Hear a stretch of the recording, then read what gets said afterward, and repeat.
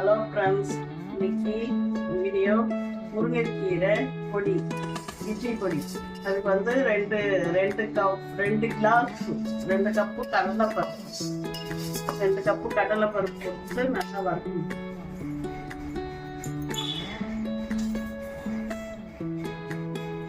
அது கூட ஒரு 3 கப்பு உளுத்தம்பருப்பு,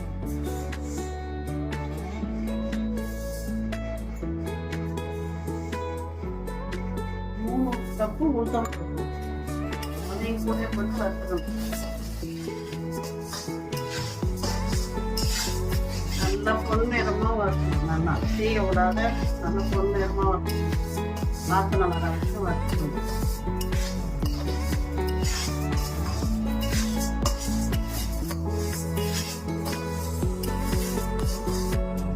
நல்லா பதமான தீயில நல்லா வறுக்கணும். இளந்தீனியா வறுக்கணும். ஸ்லோலியா மீடியம் ஃப்ளேம்ல வறுக்கணும்.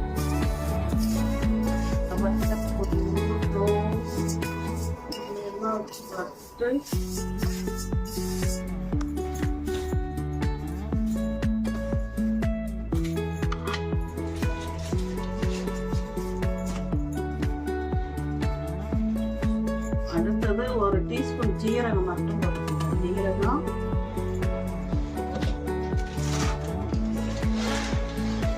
டீஸ்பூன் மிளகு,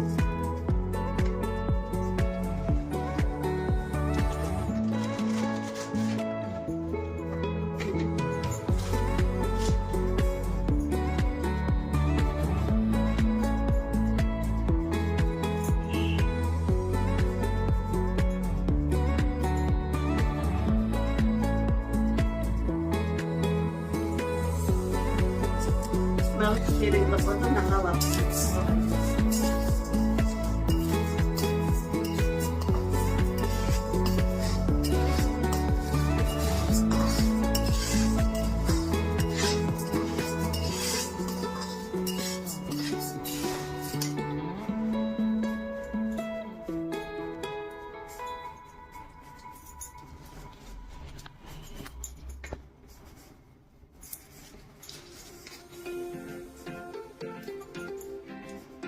காஞ்ச மிளகா உங்க காரத்துக்கு ஏற்ற மாதிரி போட்டுக்கோங்க.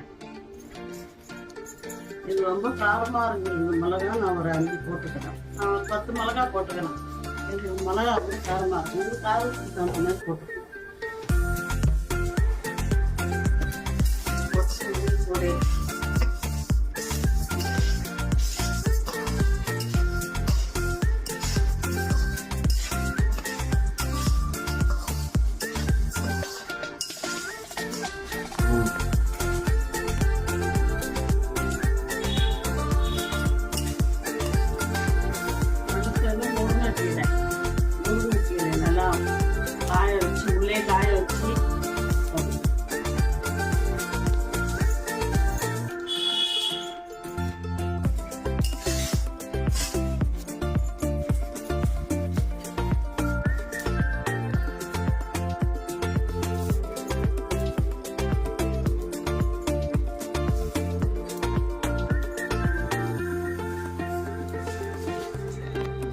ஒரு கைப்பிடி கருவேப்பிலை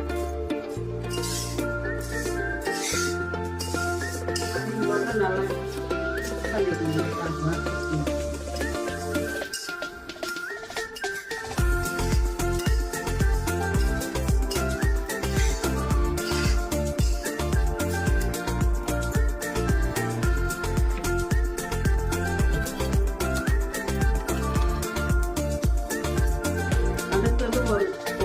ஒரு கப்பு உடச்சிட்டேன்.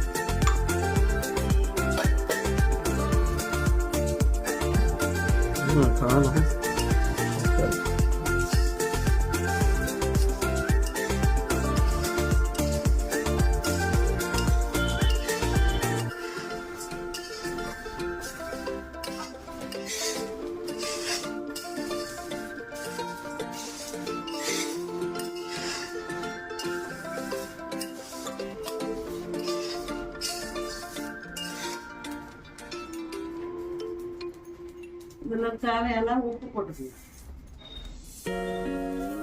உங்களுக்கு திட்டமாக போட்டுக்கணும். தேவையான அதை எடுத்து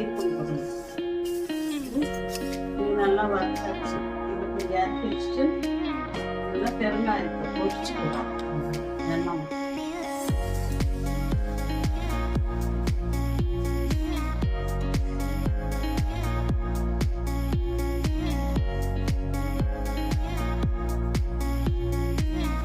ஒரு டீஸ்பூன் எண்ணெய் ஊற்றி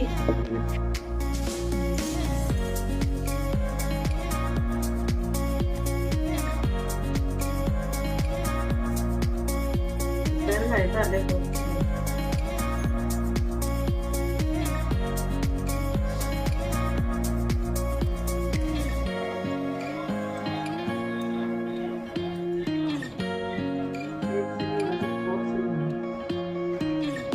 நல்லா பொரிச்சுட்டு இதே வந்து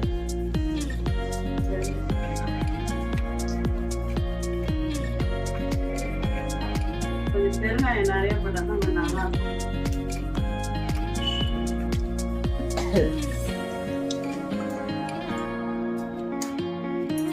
பெருங்காயத்தை பொரிச்சு இதில் கொண்டு வச்சு இதை ஆற வச்சுட்டு அரைச்சிட்டு உங்களுக்கு காமிக்கிறேன்.